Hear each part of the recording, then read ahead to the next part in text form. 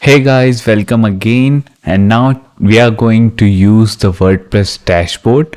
Now to log into your WordPress dashboard, you just have to first go to your actual domain.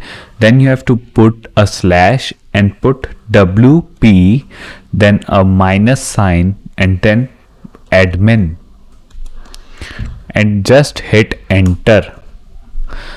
You will be asked the email address and the password which you set it during the time, right? So in my case, it's my email address and my password, which I cannot show you, and I will just log in.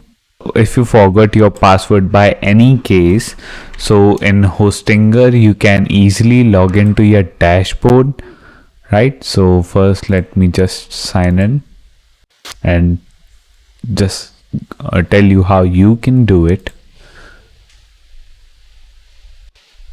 And if you hear any background noise, just please avoid. I cannot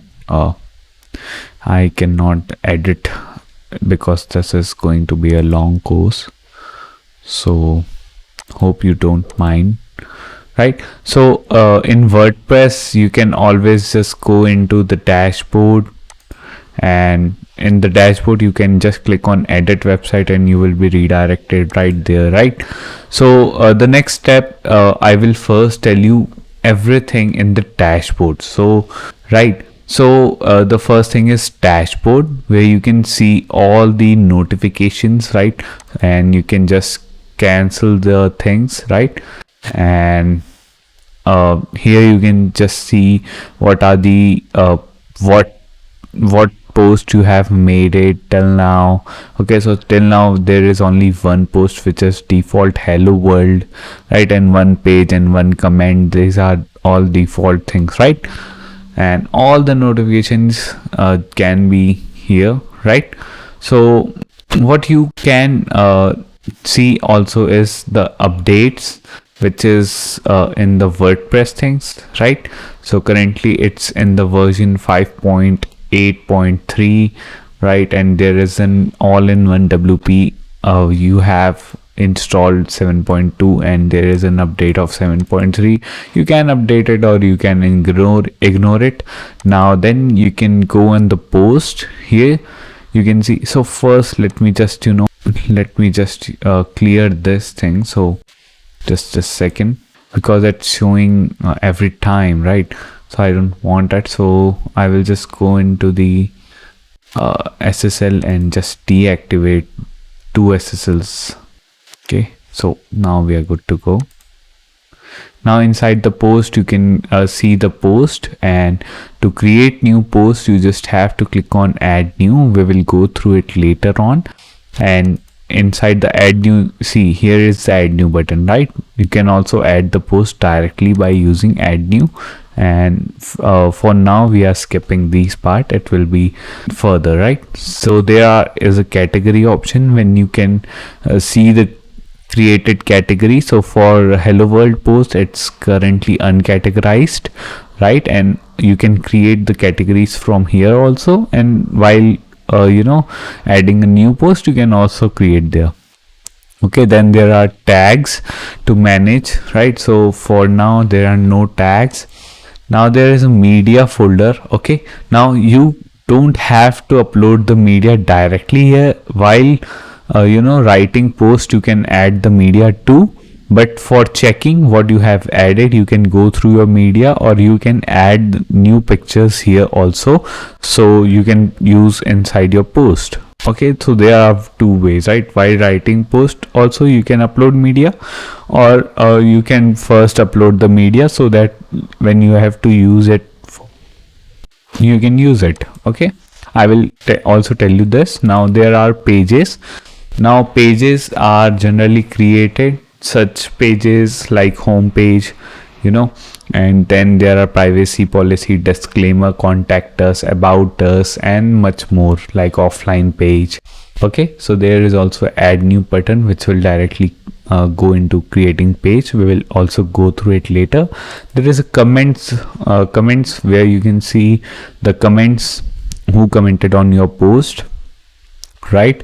And these are some plugins, we don't have to care.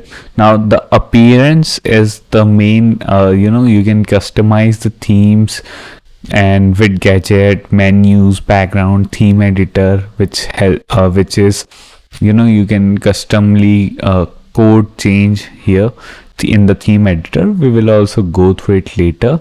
Here are the plugin section where you can see which plugin you have installed till now, and you can add new plugins. There are so many plugins which are helpful, okay? And there is a plugin editor too, okay? Then there is a user section where you can add your friends. Like suppose we want to add a new user, you just have to click on add new.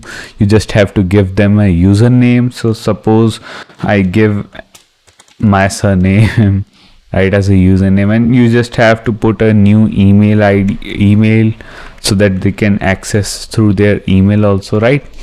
So these are some things you can provide: first name, last name, and website name. It's not necessary, but you can also generate a password for them, right? Or you can use the default password, or you can generate it, right? So you can send the user notification and the role. If you are hiring a author, you just give them author post or editor post. If you know someone and you are sharing, you are creating user for them, you can give them administrator, okay? And how they will log in? They will log in by just going to wp-admin, and they put their own username and own password, and they will see their own dashboard, right? Now the other things is just some tools, okay? Import, if you can import from Blogger post, and you can if you are coming from Blogger, you can just install the Blogger and import all the things from Blogger, or you can import posts from RSS feeds, or you are migrating your things, you can also import it, right? Now the WP all-in-one WP migration help you to make backup of your current WordPress, okay? So it's not much more.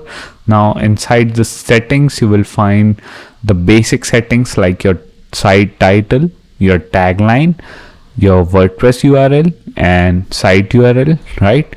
And here in the membership, if you are providing membership, so you can give them a way to subscribe to your create a new sign up on your website, right?